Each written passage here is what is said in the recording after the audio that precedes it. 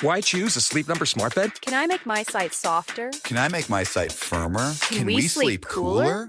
Sleep Number does that. Cools up to 8 times faster and lets you choose your ideal comfort on either side. Your Sleep Number setting. Enjoy personalized comfort for better sleep night after night. It's our Black Friday sale. Recharge this season with a bundle of cozy, soothing comfort. Now only $17.99 for our C2 mattress and base, plus free premium delivery. Prices higher in Alaska and Hawaii. Check it out at a Sleep Number store or sleepnumber.com today. Hey, Ryan Reynolds here. Wishing you a very happy half-off holiday because right now Mint Mobile is offering you the gift of 50% off unlimited. To be clear, that's half price, not half the service. Like, Mint is still premium unlimited wireless for a great price. So that means a half day, yeah? Give it a try at mintmobile.com/switch. Upfront payment of $45 for 3-month plan, equivalent to $15 per month required. New customer offer for first 3 months only. Speed slow after 35 gigabytes if network's busy. Taxes and fees extra. See mintmobile.com.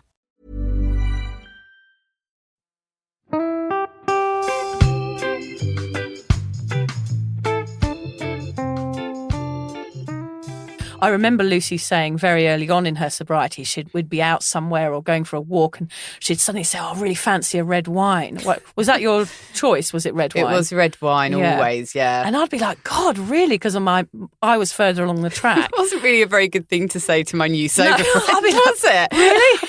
That's no wonder I was worried about you all the time. Are you all right? Very thoughtful of me, was it? No, but we're just saying, like, that does happen, doesn't it? What I could do with a drink, Vic, can you?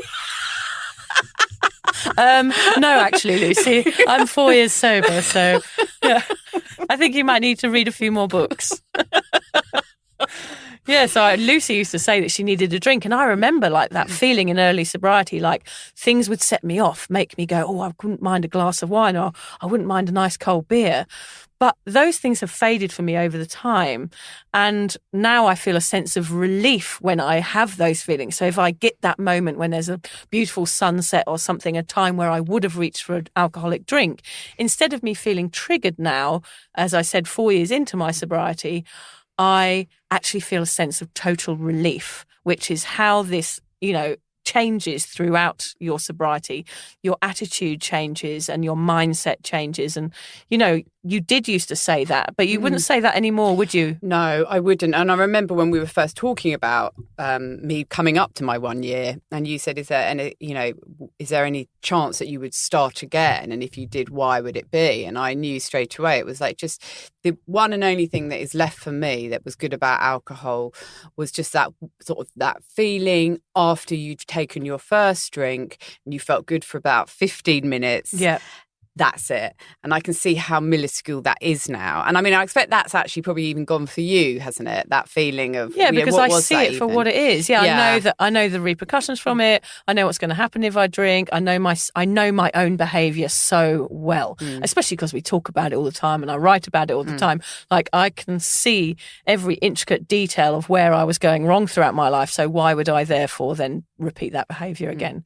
But yet you do still have things that happen, don't you? Of course. And I still feel that feeling, but now I'm capable of changing that feeling. You're in total control of it now, whereas I'm at the stage where I'm still a little bit, I wouldn't go back to drinking, but I'm still a bit wobbly and I struggle to deal with the triggers and from the trauma of drinking.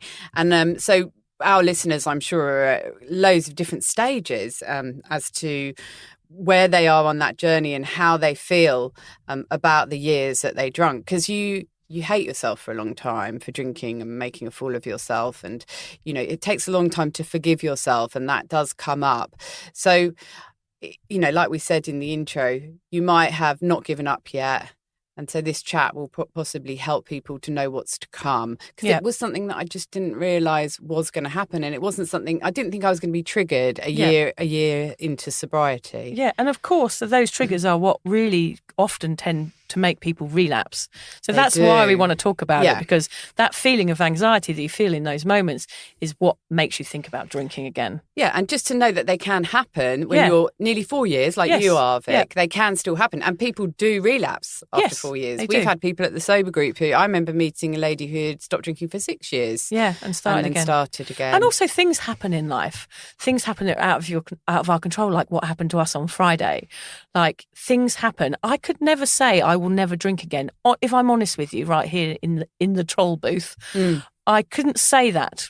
I would like to say that, but if something happened that was out of my control, I would like to think I wouldn't drink, and I don't think I would.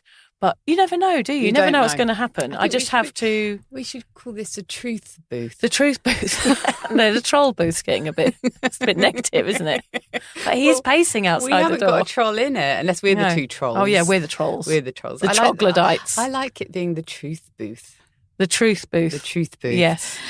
Okay, so let's get started, Vic, with all of our things that trigger us and all of the traumatic things in our life, just to entertain other people. Let's talk about the reasons we are traumatised by our drinking years, even when we're happily sober. Yeah, because I put quite a lot of thought into this. In fact, it was my choice, this topic, because it is something I've thought about a lot in the last year. Boring. Carry on. Thinking, my topic was much better. No, it wasn't. Vic's thinking, let's just get this damn topic out of the way. Yeah, so I can really get some serious stuff going for next time. My topic. Yeah, we always like this, but it's mine. No, this is the truth. Now, and I know all the listeners will totally get me when I say this, because the reality is we were living in trauma of trying and failing to give up drinking for 25 years. That's got to do something. That's over half our lives. Yes, that's right.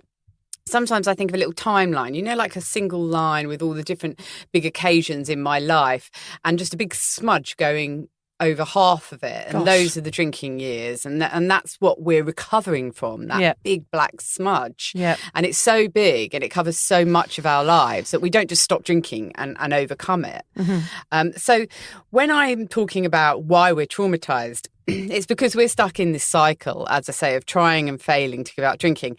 And I've simplified, as I like to do, Vic, as you know, simplified what that cycle is into 3 points. I'd just like to note here that Lucy is very tidy and I'm very messy. Like my scripts are very much like War and Peace with swear words in.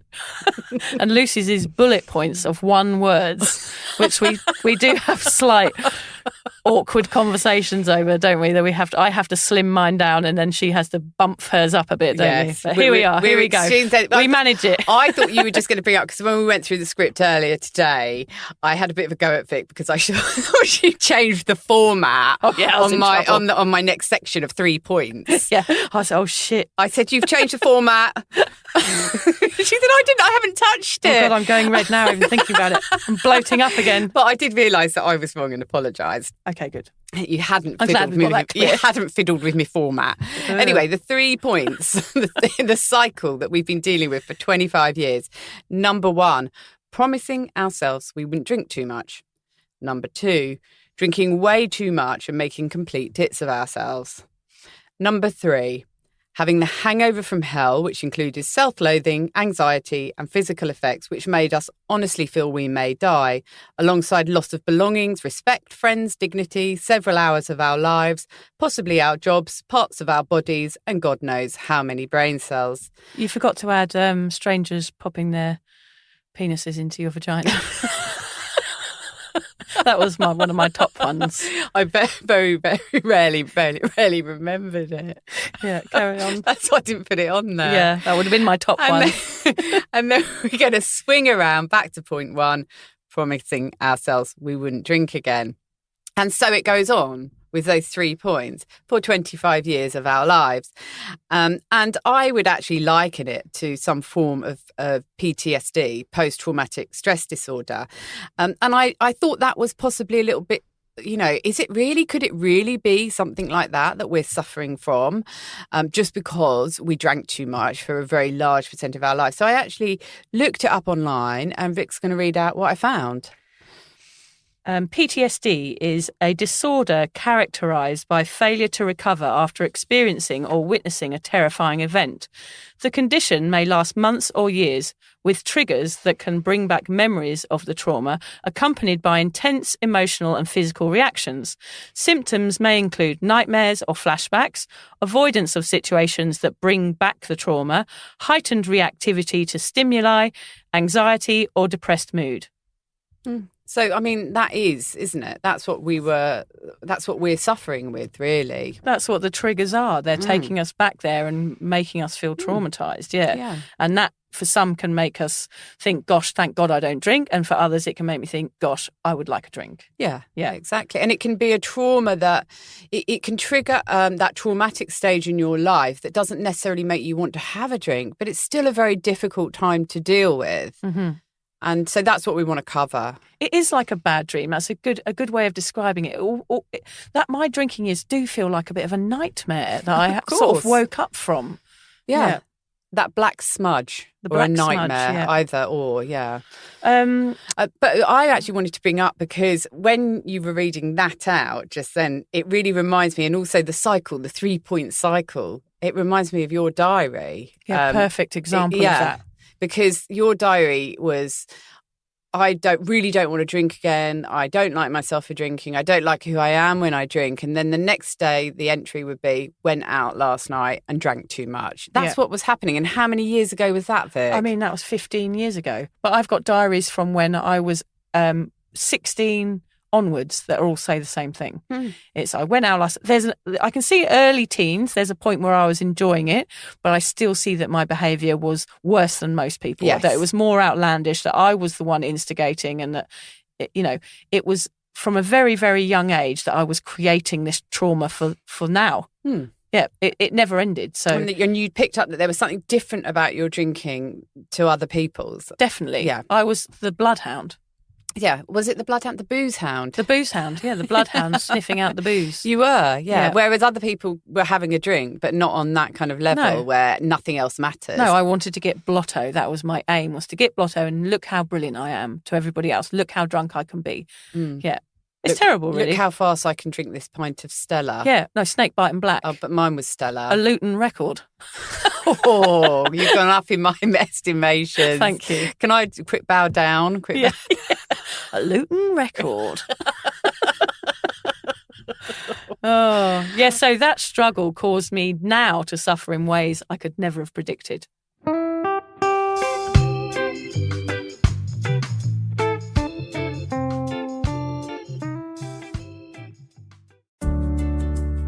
Hi there.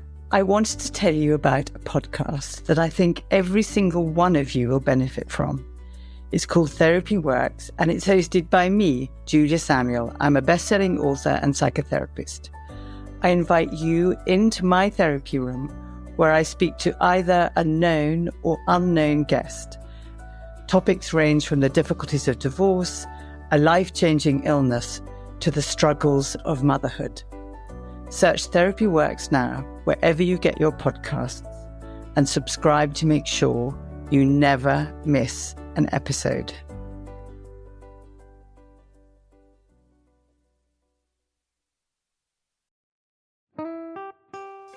Vic, so do you fancy coming on a sober holiday? Don't worry, we're not talking about some corporate wellness retreat with cucumber water and enforced eye contact.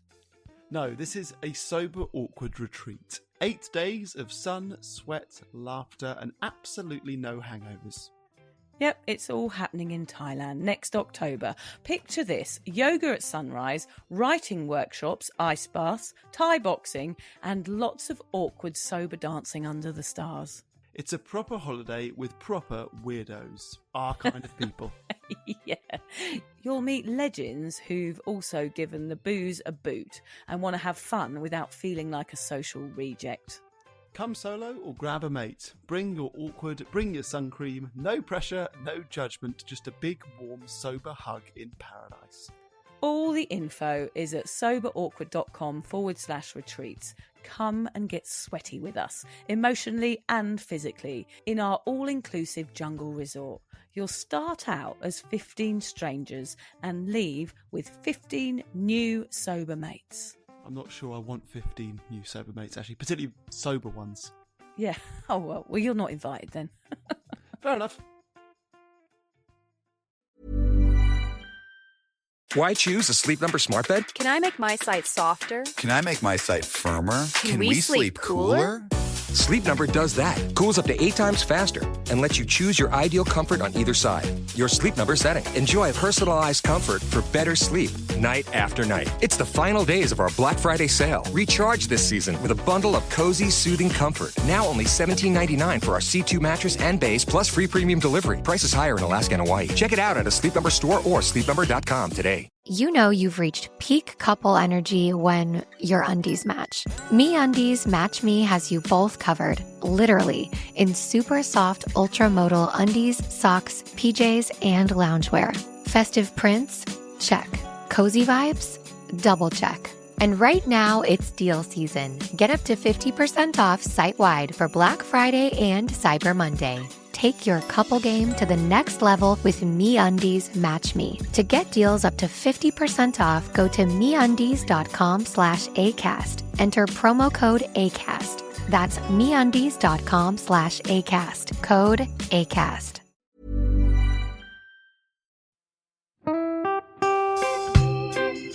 So, as you probably know, my comedy memoir, 1,000 Wasted Sundays, is officially out. All my magnificent fuck-uppery in one awkward hit.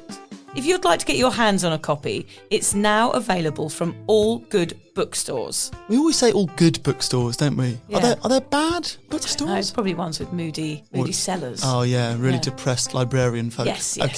So there are probably some, but we're only storing it in the good ones. It's only made it into the goodies. You can also get it from all good online retailers. The print version and ebook are out now, and the audiobook will be available in March. I've been writing my memoir for 5 years. It will make you laugh, cry and cringe, and hopefully inspire a few people to reconsider their relationship with booze. If you love the podcast, then I think you'll love the book, even if I do say so myself. Hamish has read it. What did you think? I feel like I know a little bit too much about you now, to be honest, Vic. Look, I really loved it. It was hilarious and surprisingly moving, but I feel like I've seen you naked in a literary sense. Yeah. Does that make sense? Yeah, that's worrying. Yeah. From an emotional point of view, seriously, it wobbled my teeny weeny wooden heart, Vic. Okay. My teeny little wooden heart. Well, his wooden heart is broken. Anyway, so if you do manage to get your filthy mitts on a copy, please do me a favour and head to goodreads.com and give me a review. Doing that will help me get it out there to those that need a bit of sober support. So there you have it. My story, unwanted warts and all. Come and get awkward with me. Not to be too demanding or anything, but seriously, go and buy it now. Yeah, go and buy it. Go and buy it right now. Yeah, don't just tell your friends, buy it, and then buy your friends one or two. Yeah, don't give them a copy, buy it. Yeah. And you know what? Don't be careful where you store it. If you lose it, you can always buy another 5. Buy another one. Yeah.